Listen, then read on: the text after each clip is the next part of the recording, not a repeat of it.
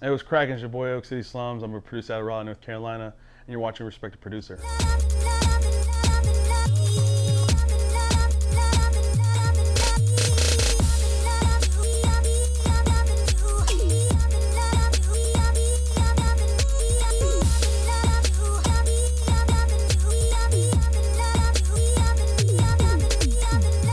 What's up, everybody? It's your girl, the Queen Curator, and I'm back again for another episode of Respect the Producer. This time we're interviewing super producer Slums.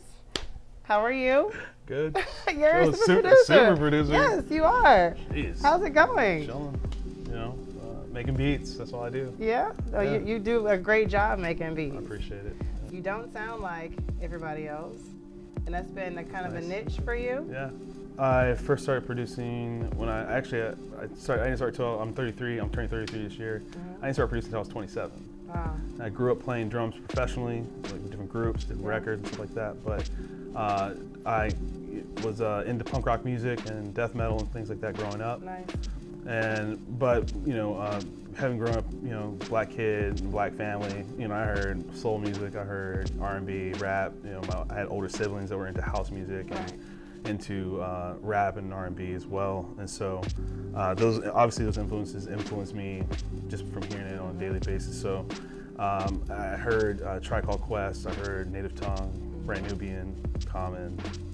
So you have like a cluster of both. Yeah, and then my dad like sang in a rock band when we were younger. So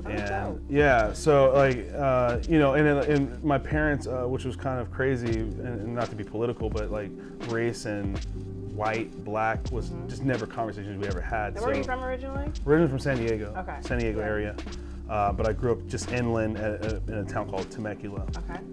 And so growing up, my parents never said like, well, white people listen to this and black people listen to that. Yeah. I don't think there's a super producer out there or a producer with like a huge name that doesn't, if you look at their record collection, that doesn't have like a vast variety of sound. Right. So be it even just they're looking for a specific sound to sample or they enjoy it, the fact is their palette is very wide. And so for me, it was the same thing. I got into hip hop and I began to correlate what I really liked that all linked to kind of one producer, which was Jay Dilla. Nice. So Jay Dilla is like all-time favorite producer. He's it, yeah. Still my favorite producer. Yeah, he's it. And his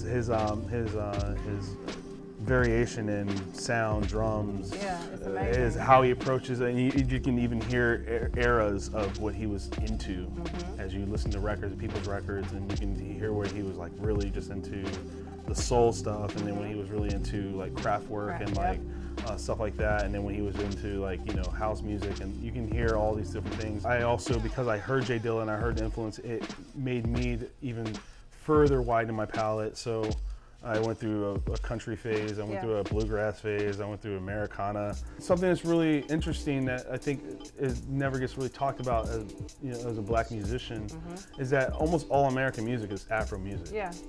From country down, Yeah. or on up. Yeah. Oh, white people play country. Yeah. It's like, no, no. black people play country. A banjo is an African instrument. Even in that mix of just kind of discovering music on all platforms, I've got really into bass music and house music. Finding artists is easy because I already know like what I want to look for. So I usually approach the artist. The artists usually don't approach me. Dope, yeah. You know what I mean? Because I think if you even know my name slightly, you know that I am an individual artist, so I perform under my moniker. And so I think a lot of people are just like, I don't think they're standoffish, I just think they just respect that I do my own thing. It's been very impressive to see you do that and be able to transform from just being a producer to being able to evolve a little bit, to have your own platform. You're creating a brand in a sense.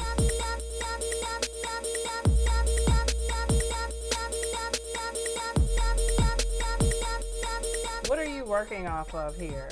Obviously, this is a laptop. Yep. I actually do have a separate computer in the same vicinity here, but most of my work happens here because I can do this like when I'm doing nothing. I can bring it in my bed or whatever.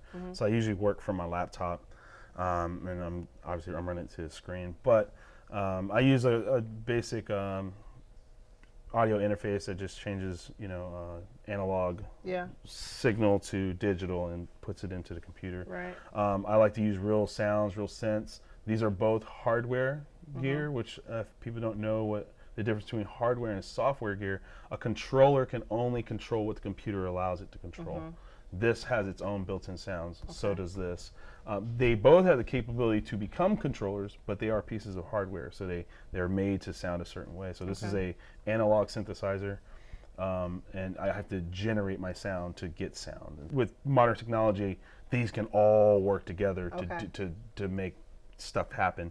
So typically, I'll have a record player. This was So what kind of software is this, though? This is Ableton. This is to me, probably, I own Logic, I've owned Pro Tools, but Pro Tools is pretty much just a recording software. You have to have third-party plugins to do beats in Pro Tools or to record to. I started off on GarageBand, which is a free music program that came here, and it was like a really janky function that you could sample, but it didn't have like a lot of the features like a MPC where you could hit one button at a time, and then when you hit another one, it'll choke that last one. So you couldn't kind of do this. You had to like release them like one by one and press one. And so with this software, you can make them do MPC style sampling. And so I'll talk about the sample I have here. Is this something that you're working on right now? This is something that's going on my album in June 2nd. It's coming out. Nice. So that's the sample.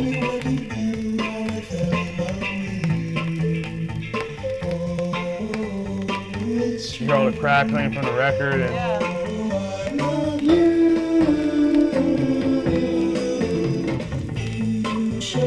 all these things aren't confusing.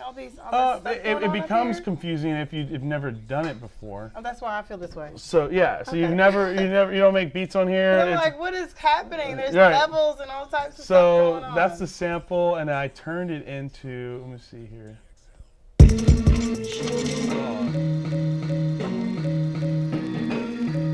my God. That's the same.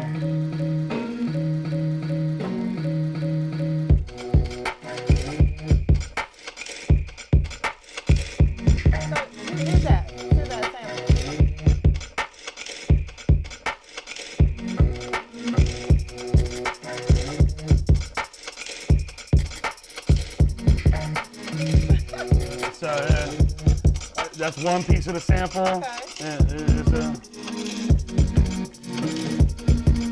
So you have 4 different ones here, right? So these are what they call clips. Yeah. So basically, what's different from this software than, say, Logic, this allows you to kind of make steps or levels. Okay. So I would call this a chorus. Right here.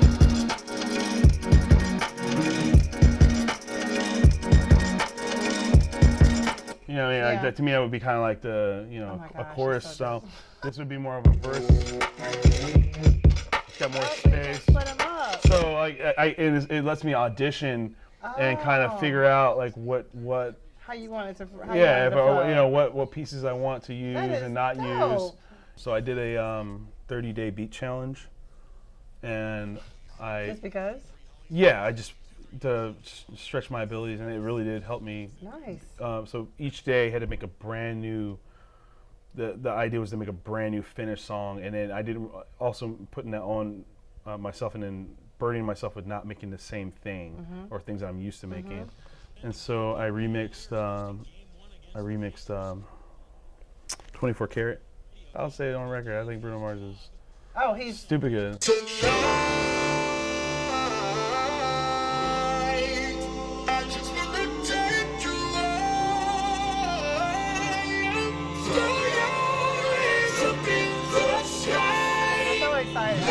I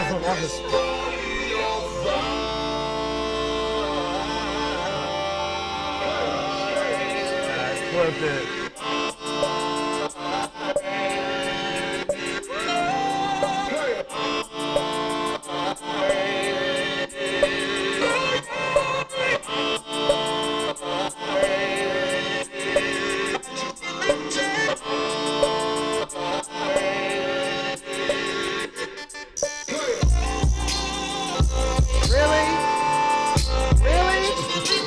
Oh my God!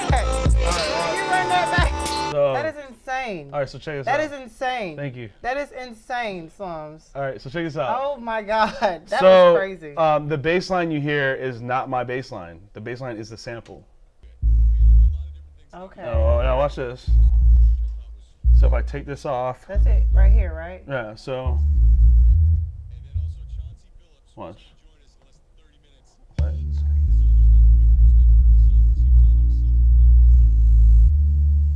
That's it right That's the there. actual sample. So you just took it off. So what I did, So you took it off the whole sound and just made it separate to itself? I made it separate, but then I filtered out all the high-end stuff, so all you heard was the bass. But Oh then my what we call God. this a gate here, and a gate opens and closes the sound. So my kick drum is what's causing the gate to open. Okay, gotcha. So when I play it, you'll hear. That's my kick hitting, that's making it open. See, if I turn it off, it just stays open. Okay.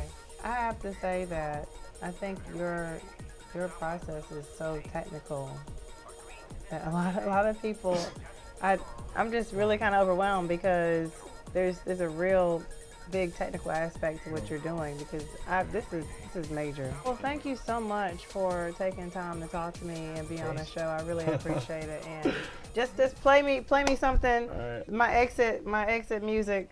Leaving out. You a bad girl and your friends bad too. Yeah. You got the swag, so she drippin' swag good. You a bad girl and your friends bad too.